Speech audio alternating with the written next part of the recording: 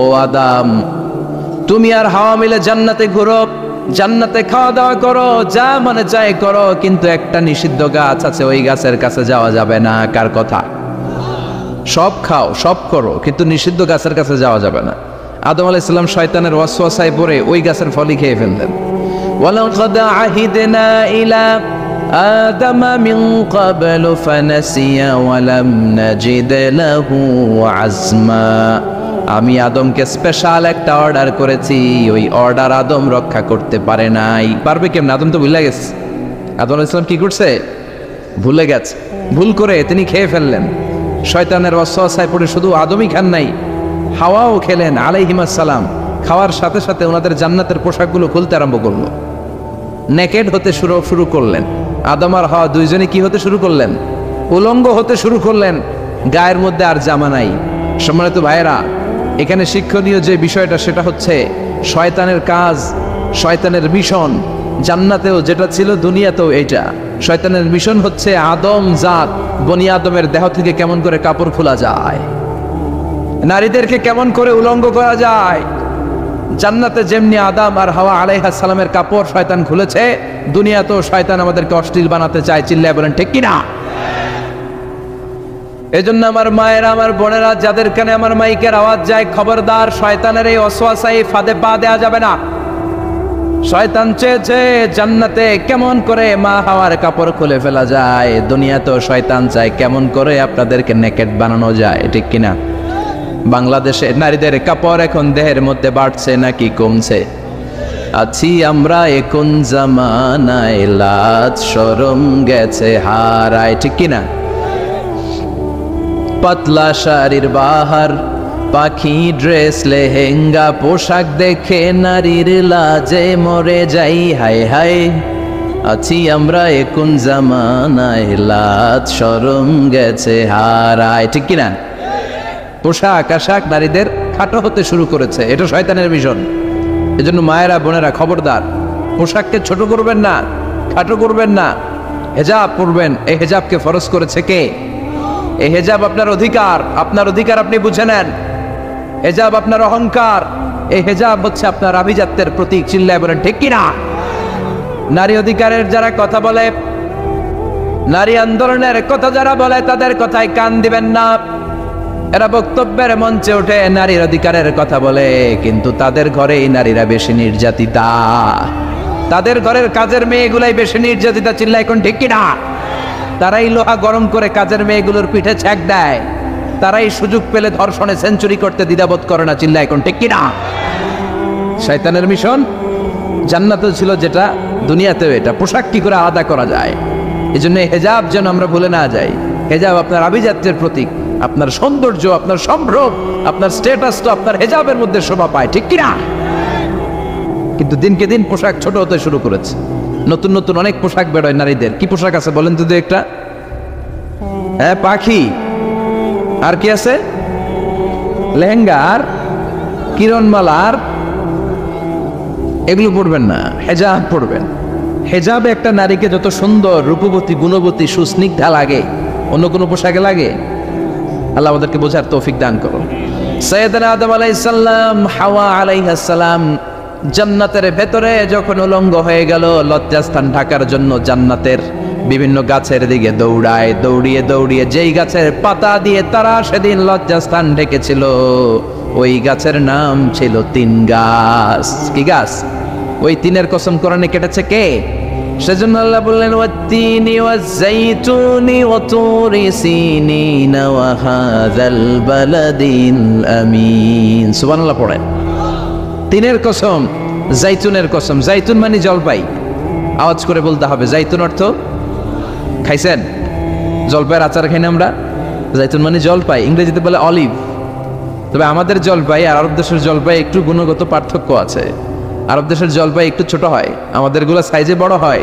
আরব দেশের জলপাই একসাথে অনেকগুলা খাওয়া যায়, আর আমাদের দেশের জলপাই আবার 2-3টার বেশি খাওয়া যায় না। অনেক টক না? এই 7টা জলপাই আর একটা 3, এই মিক্স রেশিওতে যদি আপনি রেগুলার খান, আপনার বার্ধক্য রোধ হবে, আপনার স্বাস্থ্য ভালো থাকবে। আলহামদুলিল্লাহ পড়েন। এই জাইতুন গাছগুলো আরব দেশে হিল ট্র্যাক্টস, পাহাড়ি এরিয়াতে হয়, শত বছর বেঁচে থাকে। বিষ্ণু বলেছেন কুলু যাইতা ওয়াত্তাহিনু ফাইন্নাহা মিন শাজারাতিন মুবারাকা। বিষ্ণু বললেন জাইতুনের তেল খাও, জাইতুনের তেল গায়ের মধ্যে দাও, জাইতুনের তেল মালিশ করো, জাইতুনের ভেতরে বরকত ঢুকায় দিয়েছে কে? জাইতুনের তেল দাড়িতে চুলে মালিশ করলে দাড়ি চুল সহজে পাকে না। বিশ্বনবী সব সময় দাড়িতে চুলে জাইতুন মাখতেন, আমি নিজেও মাখি প্রতিদিন, আপনারাও মাখবেন। বাজারে পাওয়া যায়, যে বলবেন অলিভ অয়েল, কি বলবেন? অলিভ অয়েল বললে আপনাকে দিবে। স্পেনের, মেড ইন স্পেন, এদের অলিভ অয়েল ভালো। ফিলিস্তিনের যে অরিজিনাল অলিভ অয়েল, এটা ভালো, এটা খাওয়া যায়। তাম্বুতু বিদ্দুহুনি ওয়া সিবগিল আকিলিন, এটার অনেক কাজ, খাওয়াও যায়, মালিশও করা যায়, জাইতুনের টাল ভেঙে মেসওয়াকও করা যায়। সুবহানাল্লাহ পড়েন। বিষ্ণু বললেন নি'মাস সিওয়াকিয়া জাইতুন, জাইতুনের মেসওয়াক কতই না ভালো।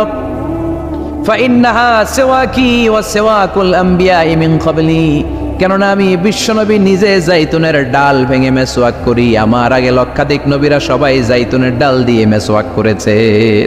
সুবহানাল্লাহ পড়েন। আপনার দেহের ব্যাড কোলেস্টেরলের লেভেল কমে যাবে যদি জাইতুন আপনি খান। দাড়িতে মাখবেন, চুলে মাখবেন, আবার সালাদের মধ্যেও জাইতুনের তেল দিয়ে খাওয়া যায় যদি এক্সট্রা ভার্জিন হয়। লেস দেন 1% অ্যাসিড দিয়ে এটাকে পিউরিফাইং করলে এটার বলে এক্সট্রা ভার্জিন। এরপর আরেকটা আছে ভার্জিন, 2% অ্যাসিড দিয়ে পিউরিফাইং করে। 3, 4, 5% অ্যাসিড দিয়ে পিউরিফাইং করলে ওটার বলে রিফাইন্ড পিওর, ওটা গায়ে মালিশ করবেন, বরকত আছে না নাই? এজন্য এই দুইটার কসম কোরআনে কেটেছে কে? এরপরে রব্বুল আলামিন বলেন ওয়া তুরি সিনিন,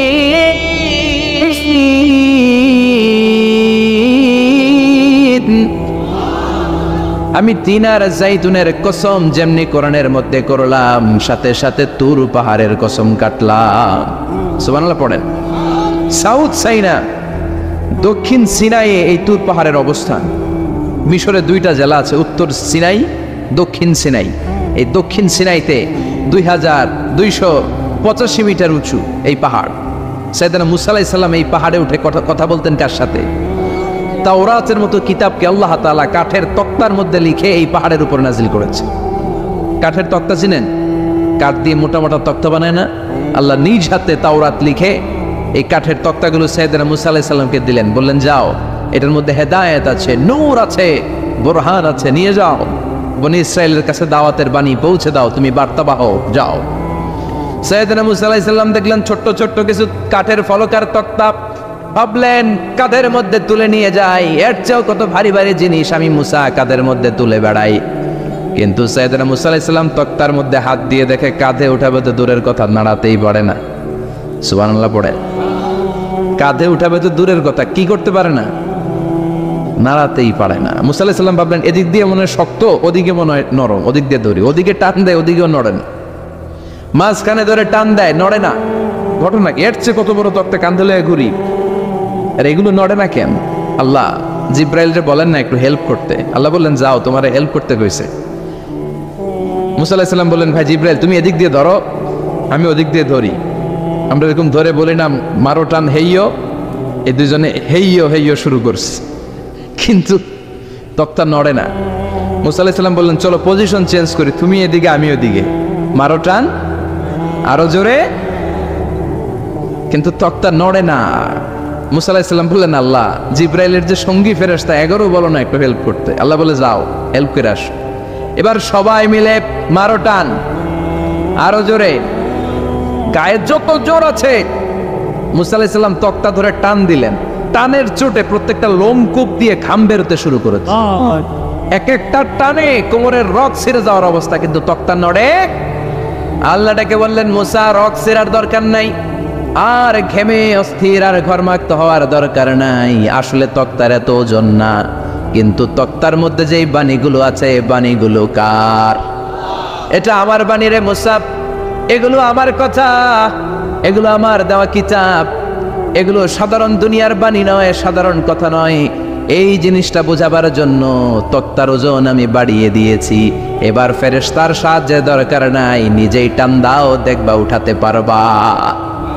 সাইয়েদনা মুসা আলাইহিস সালাম এখন দেখে টান দিয়ে কাঁধে নেওয়া যায়। সুবহানাল্লাহ পড়েন। এই যে তুর পাহাড় তিনি মুসা আলাইহিস সালামকে দিয়েছিলেন, যেই পাহাড়ের উপরে, পাহাড়টার নাম তাওরাত কিতাব যে তিনি দিয়েছিলেন, যে পাহাড়ের উপরে, এই পাহাড়টার নাম কি? তুর পাহাড়। বিশ্বনবী মেরাজে যখন গিয়েছিলেন সাইয়েদনা জিব্রাইল এই তুর পাহাড়ে বিশ্বনবীকে নামিয়ে বললেন, অন্ধকার, ইয়া রাসূলুল্লাহ উদউল্লাহ, আল্লাহর কাছে দোয়া করেন। বিশ্বনবী বললেন, জিব্রাইল দোয়া করলাম, কিন্তু কোন জায়গায় কোন পাহাড়ের উপরে আমার নামালাপ? আমি তো এলাকা চিনি না, পাহাড় চিনি না, কোন পাহাড় এটা? সাইয়েদনা জিব্রাইল বললেন, নবী হাদিহি জাবাল মুসা তুরে সাইনা, এটা আপনার ভাই মুসার পাহাড়, তুর পাহাড়। সুবহানাল্লাহ। এটার চূড়ায় বিশ্বনবী দোয়া করেছেন।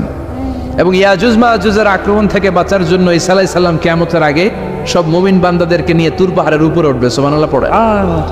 আমি নিজেই তুর পাহাড়ের উপরে উঠছি 2 বার জীবনে। আমি মিশরে ছিলাম তো, ওখানে আমি শিক্ষা সফরে 2 বার আমরা প্রায় তুরে সাইনাতে সফর করতাম। ঠান্ডা একটা এলাকা, মিশরে, পুরো মিশরে গরম, ওদিকে ঠান্ডা। 3 ধর্মের লোকদের জন্য এটা একটা তীর্থস্থান, সবাই যায়। ইহুদিরা যায়, খ্রিস্টানরা যায়, আমরাও যেতাম। মাঝরাতে তুর পাহাড়ে উঠতে হয়, ফজরের সময় পৌঁছতে হয়, আবার 7টা-8টার দিকে ব্যাক করতে হয়। 10টা-11টার পরে সূর্যের তাপে পাথরের পাহাড় এত গরম হয়, ওখানে কোনো মানুষ দাঁড়িয়ে থাকতে পারে না। আমরাও উঠতেছি কাদের মধ্যে ব্যাগ নিয়ে, খ্রিস্টানরা উঠতেছে, ইহুদিরা উঠতেছে। ওটার উপরে খ্রিস্টানদের একটা চার্চ আছে, গির্জা। ইহুদিদের আছে একটা ছোট্ট সিনাগগ। ইহুদিরা যে জায়গায় নামাজ পড়ে ওটার কি বলে? সিনাগগ। খ্রিস্টানরা যেটাতে নামাজ পড়ে ওটার বলে চার্চ, গির্জা। আর আমরা যেটাতে নামাজ পড়ি মসজিদ। আমাদেরও একটা মসজিদ আছে ছোট। ফজরের সময় উঠলাম, উঠে তাকিয়ে দেখি সূর্য কিরণে পুরো তুর পাহাড়ের সিলসিলাতুল জিবাল, পাহাড়ি রেঞ্জ ঝিকিমিকি আলোতে সূর্যের কিরণে চমৎকার এক আভা, রক্তিম আভা ধারণ করেছে। সবাই মিলে আল্লাহর কাছে দোয়া করলাম। এই তুর পাহাড়ের কসম কেটেছে কে?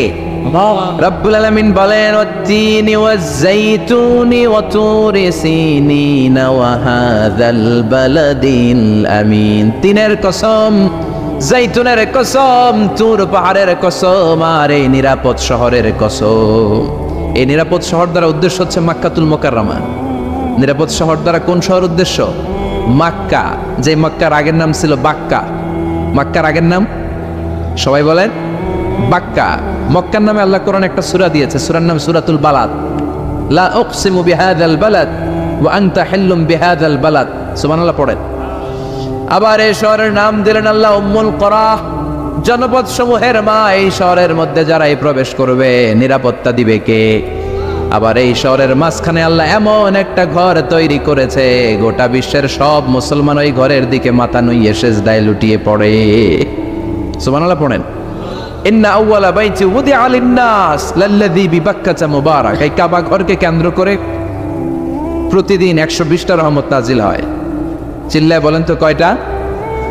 60 লিত-তাইফিন, 60টা রহমত যারা তাওয়াফ করে তাদের জন্য। 40 লিল মুসাল্লিন, 40টা রহমত যারা নামাজ পড়ে তাদের জন্য। 60 আর 40-এ কত? বাকি আছে কয়টা?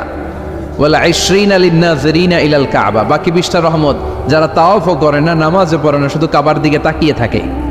সুবহানাল্লাহ পড়েন।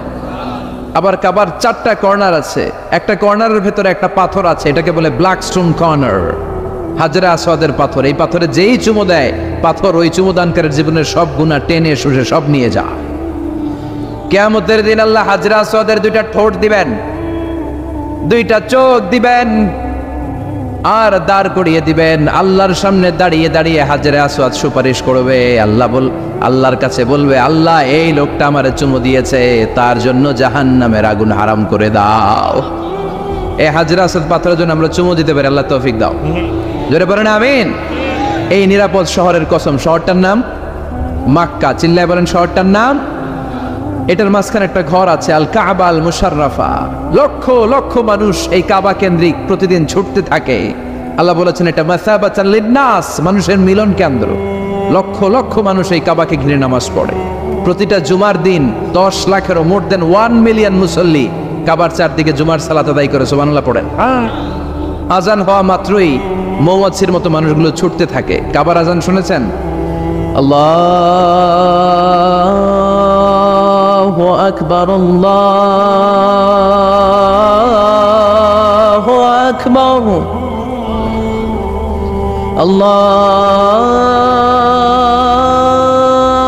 আল্লাহু আকবার,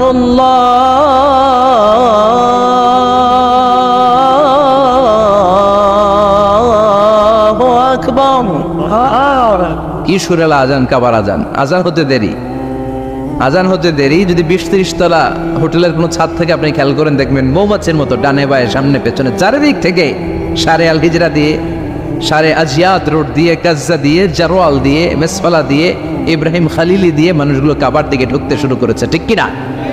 আবার বিশ্বনবী বলতেন, মক্কা তো হাব্বুল বিলাদ ইলাইয়া, মক্কা শহর আমার কাছে সব চাইতে প্রিয় শহর। লাউলা উখরিজতু লামা খারাজতু, মক্কার কুরাইশরা কাফেররা যদি এই শহর থেকে জোর করে আমারে বের করে না দিত, আমি কোনোদিন মক্কা ছেড়ে দূরে যেতাম না। সুবহানাল্লাহ পড়ে।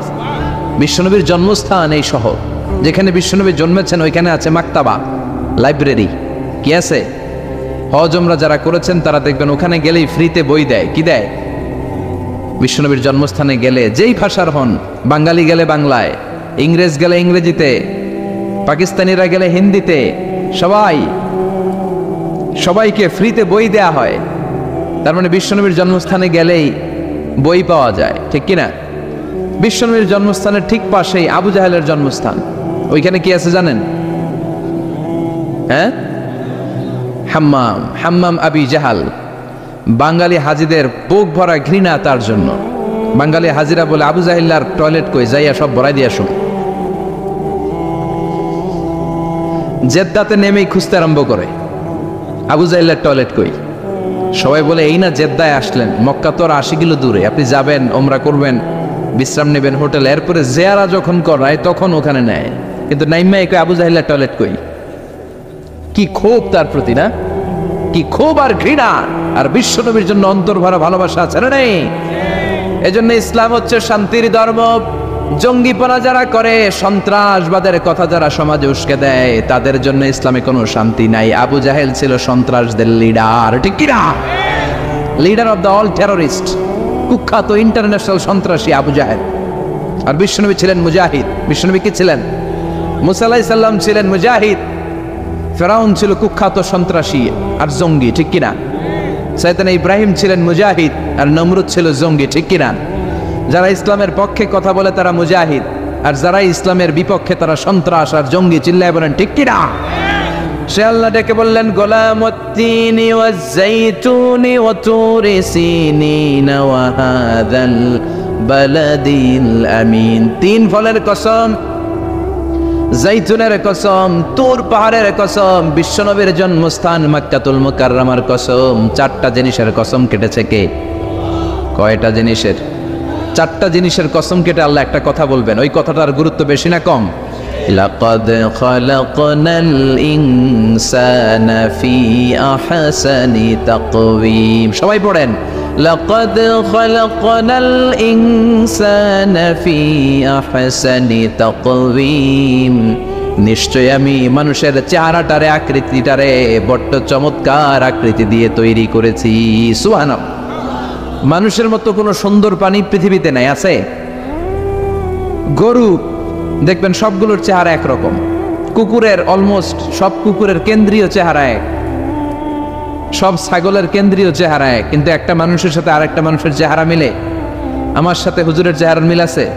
হুজুরের সাথে ভাইয়ের, ভাইয়ের সাথে আপনার।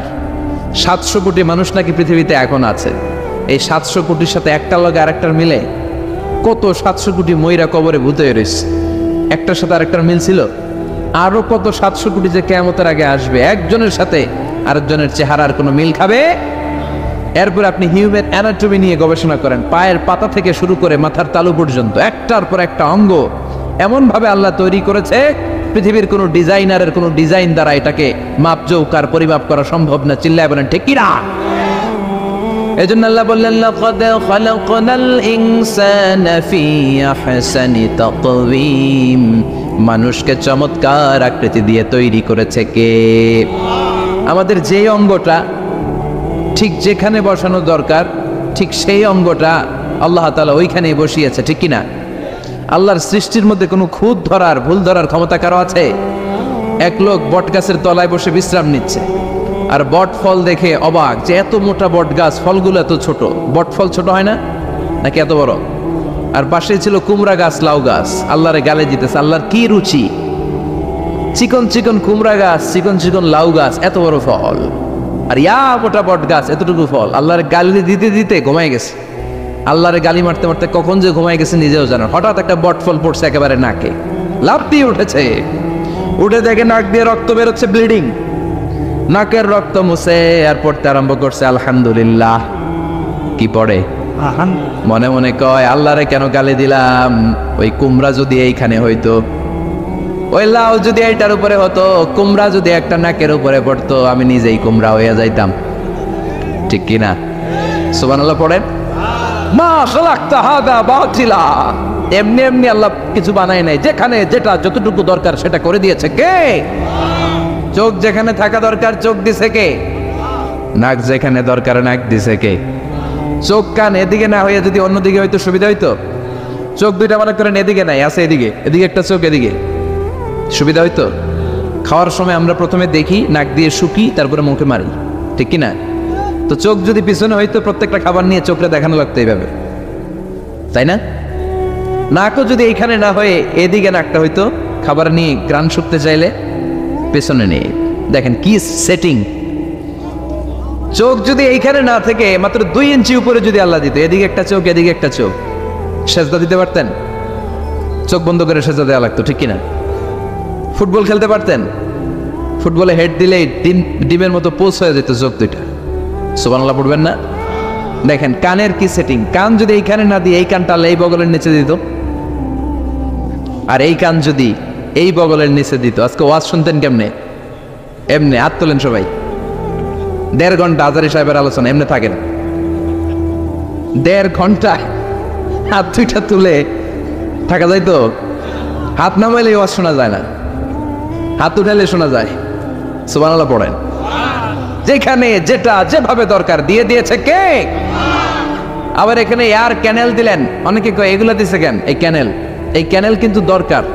ক্যানেল না থাকলে আপনার কথা ঢুকবে না, আপনি বুঝবেন না। অনেকের এই কানের ডিফেক্ট আছে, ডিফর্ম বেবি, এই রোগ নিয়ে জন্মাইছে, কানে মেশিন লাগানো লাগে, এই ক্যানেলের সমস্যা।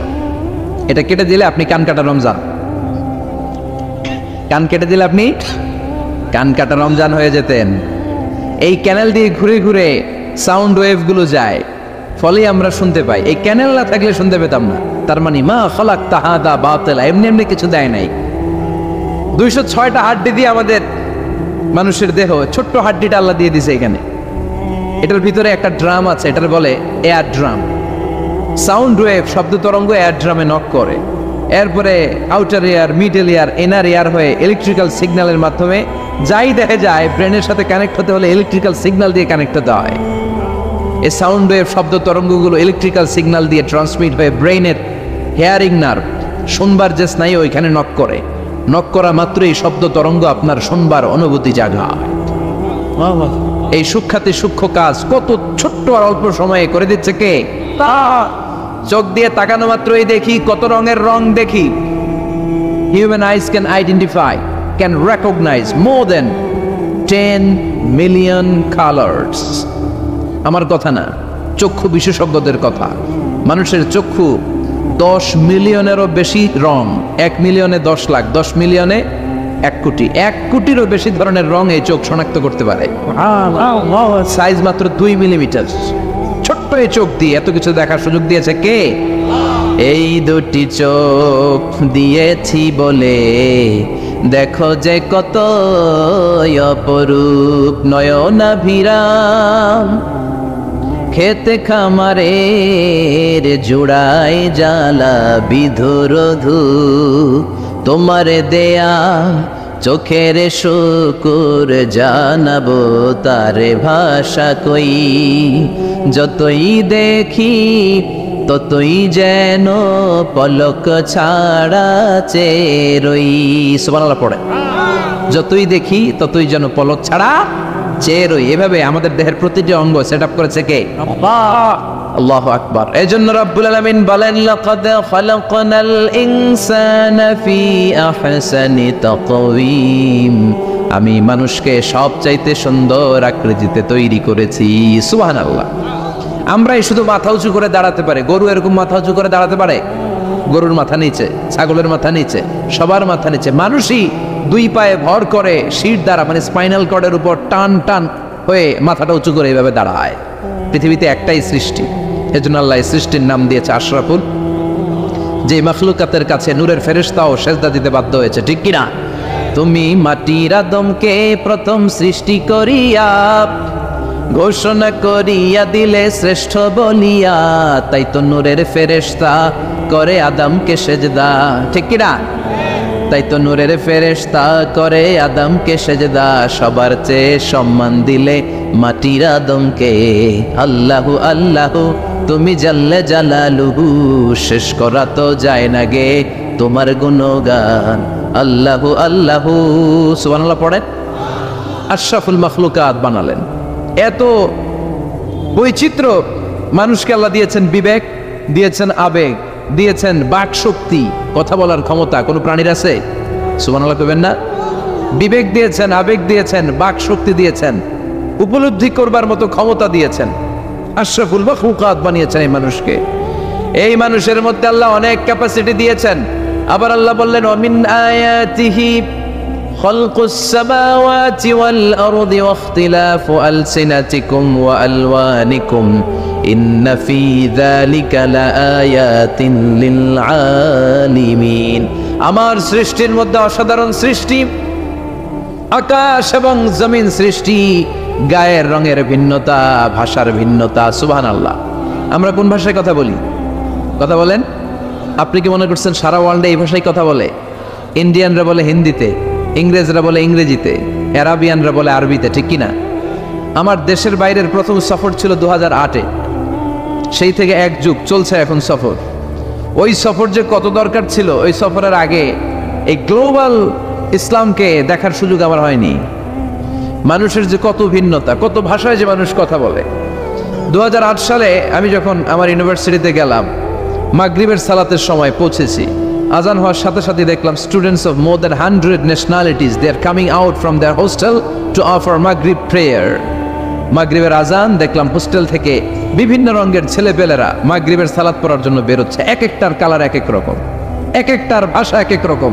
আমরা বাংলায় বললে আরাবিয়ানরা বুঝে না, আরাবিয়ানরা আরবিতে বললে ইন্ডিয়ানরা বুঝে না, ইন্ডিয়ানরা হিন্দিতে বললে ইংরেজরা বুঝে না, চাইনিজরা মান্ডারিনে বললে কেউ বুঝে না। চিয়াং ফিয়াং জিয়াং, এগুলো হচ্ছে চাইনিজ ভাষা। ইয়াং শিয়াং দিয়ে যখন কথা বলে কেউ বুঝে না। প্রথম মাগরিবের সালাত পড়ে আমি প্রথম নিগ্রু মানুষ আবিষ্কার করলাম।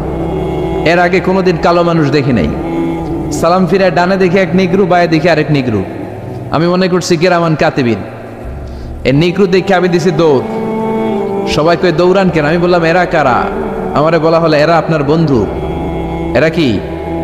এই কালো লোক নাকি আমার বন্ধু। বললো 5 বছর এই নিগ্রুদের সাথে আপনার থাকতে হবে।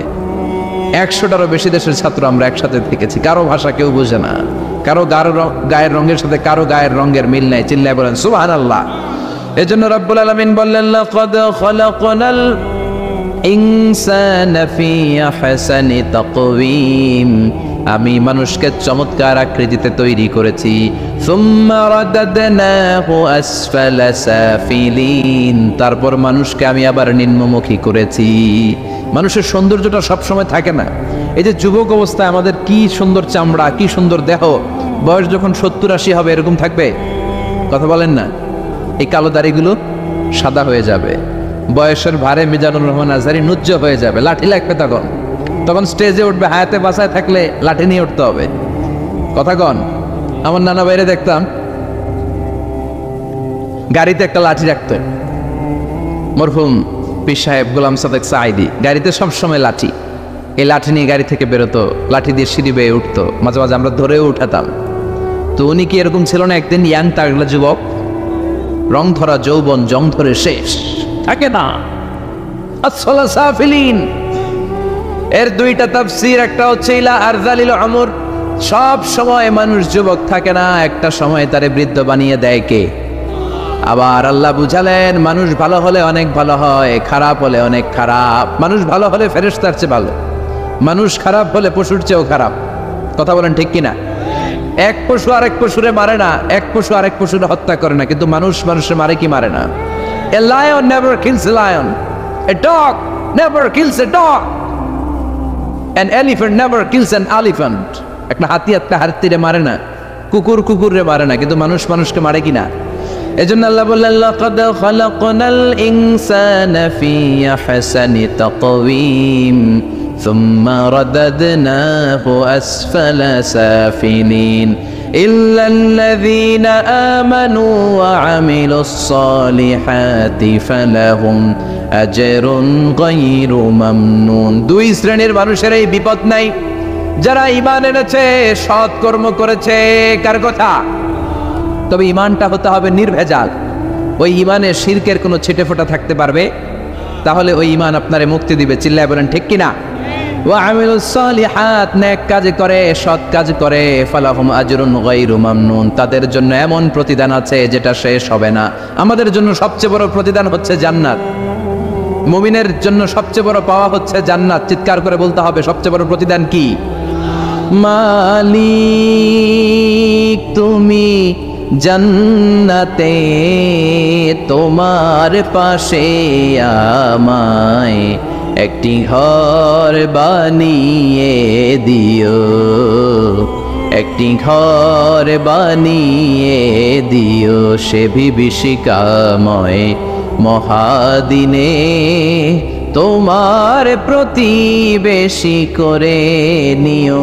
মালিক তুমি জান্নাতে তোমার পাশে আমায় একটি ঘর বানিয়ে দিও। পড়েন আমিন, চিল্লায় পড়েন আমিন।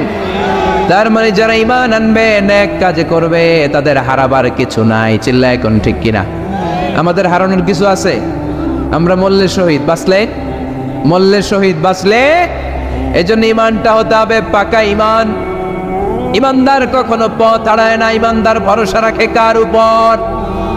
আপনি যদি ঈমানের পক্ষে থাকেন, কোরআনের পক্ষে থাকেন, ইসলামের পক্ষে থাকেন, আপনার উপর আযাব আসবে, গজব আসবে, বিপদ আসবে, নবীদের উপর যেমনি এসেছে। ঠিক কিনা? ঝুঁকি যদি আসে, ভয় যদি আসে, আপনার উপর আযাব যদি আসে, শাস্তি যদি আসে, অত্যাচার আসে, মুমিন কখনো ভয় পায়? কথা বলেন। মুমিন কখনো পথ হারায় না, মুমিন কখনো আশা ছাড়ে না। চিল্লায় বলেন ঠিক কিনা? কারণ মুমিন খুব ভালো করে জানে, রাত্রি যত গভীর হয়, সুবহে সাদিকের সময় কাছে আসতে থাকে। কথা বলেন। গর্ভবতী মায়ের পেটের ব্যথা যত বাড়তে থাকে, নতুন মেহমান আসার সময় কাছে আসতে থাকে। তেমনি ইসলামের পক্ষে যারা কথা বলে, ইসলামের পক্ষে যারা লড়াই করে, হকের ব্যাপারে যারা বাতিলের বিরুদ্ধে আপোষহীন, তাদের উপর যত অত্যাচার আসবে, ইসলামের বিজয়ের সময় কাছে ঘনাতে থাকবে। চিল্লায় বলেন ঠিক কিনা? ইসলাম জিন্দা হোতা হয় হার কারবালা কি বাত। প্রতিটা কারবালার রক্তক্ষয়ী সংগ্রামের পরে ইসলামের বিজয় আসে। ইসলামের বিজয় মিষ্টি কথায় আসে না। ইসলামের কথা, ইসলামের বিজয়টা এমনি এমনি আসে না। ইসলাম জিন্দা হোতা হয় হার কারবালা কি বাত। প্রতিটা কারবালার রক্তক্ষয়ী সংগ্রাম দিয়ে ইসলামের পতাকা উড়ে। চিল্লায় বলেন ঠিক কিনা? সে আল্লাহ বললেন ইল্লাল্লাযীনা আমানু ওয়া আমিলুস সালিহাতি ফালাহুম আজরুন গায়রু মামনুন ফামা ইউকাযযিবুকা বা'দু বিদ্দীন আলাইসাল্লাহু বিআহকামিল হাকিমিন। ও নবী, এরপরেও কোন জিনিস তাদেরকে ইসলাম থেকে দূরে রাখে? তাদেরকে জিজ্ঞেস করেন, আমি কি শ্রেষ্ঠতম বিচারক নই? সব বিচারকের শ্রেষ্ঠ বিচারক কে? কার বিচারে কোনোদিন জুলুম হয় না? চিল্লায় বলেন। আল্লাহর বিচারে কেউ কোনোদিন ঠকবে? তিনি সবচেয়ে শ্রেষ্ঠতম বিচারক। বিশ্বনবী বললেন, সূরাতুত তিন তেলাওয়াত করতে করতে কেউ যখন এই অষ্টম আয়াতে চলে আসে, সেজন্য বলে বালা ওয়া আনা আলা যালিকা মিনাশ শাহিদিন। আল্লাহ, আমি সাক্ষ্য দিচ্ছি আপনি শ্রেষ্ঠ বিচারক। আপনার চাইতে শ্রেষ্ঠ বিচারক হতে পারে? দুনিয়াতে যে বিচারগুলো পান নাই, আপনি কি মনে করছেন আখিরাতে এই বিচার হবে না? কথা বলেন। আপনার উপর জুলুম করা হয়েছে, আপনাকে নির্যাতন করা হয়েছে, এগুলোর বিচার করবে কে? আপনার জমি মেরে খেয়ে দিয়েছে, আপনার সম্মান নষ্ট করেছে, বিচার করবে কে? যত অন্যায় বিচার পৃথিবীতে হয়েছে, এগুলোর নতুন করে বিচার হবে। সেই বিচারকের, সবচেয়ে বড় বিচারকের ভূমিকা পালন করবে আমাদের আল্লাহ। এদেশের যুবকরা অনেক সম্ভাবনাময়ী। এদেশের যুবকদের মধ্যে আছে প্রাণ ঢালা উচ্ছ্বাস, শক্তি। যুবকদের দেহের রক্ত গরম না? এই গরম রক্তগুলারে ইসলামের কল্যাণে কাজে লাগাতে হবে। আমাদের মুক্তিযুদ্ধে যারা লিড দিয়েছিল তারা কারা? যুবক না? কিছুদিন আগে কোটা আন্দোলন হয়েছে না, একটা লিড দিয়েছে যুবকরা। তারপর নিরাপদ সড়ক চাই, লিড দিছে কারা? বুড়া মুরব্বীরা, যুবকেরা। এজন্য যুবকেরা, তোমাদের ইবাদত আল্লাহর কাছে অনেক প্রিয়, তোমাদের কাজগুলোর দাম আল্লাহর কাছে অনেক বেশি। In the day of judgement, কিয়ামতের দিন আল্লাহ তাআলা 7 শ্রেণীর ব্যক্তিকে তার আরশের নিচে ছায়া দিবে। এর মধ্যে 2টাই হচ্ছে যুবক। একটা হচ্ছে ওই যুবক শাবুন নাশাআ ফি ইবাদাতিল্লাহ, যে যুবক তার যৌবনটাকে আল্লাহর ইবাদতে কাজে লাগায়, যে যুবক তার যৌবন বয়সে পর্নোগ্রাফি দেখে না, হিন্দি সিনেমা দেখে না,